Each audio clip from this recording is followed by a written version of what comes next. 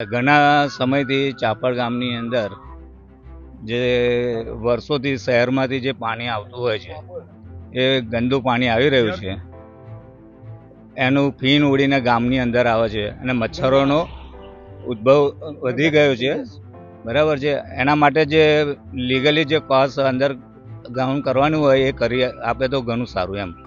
તો આપણા જે ધારાસભ્ય હોય શૈલેષભાઈ સોટા, તો એમને બી આપણે રજૂઆત કરીએ કે બને તો અમને આટલી સુવિધા કરે. ચાપડમાં પહેલાં વરસાદી પાણી માટે કાસ હતી.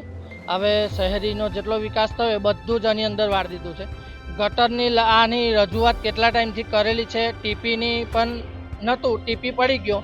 ગટર લાઈનો એ લોકોએ બધી કેન્સલ કરી. આ વરસાદી કાસની જે પહેલેથી આવતું પાણી છે એનો કોઈ નિકાલ નથી અને આના લીધે ગામમાં જે ફીણ ઉડીને આવે છે, મચ્છરનો ત્રાસ છે,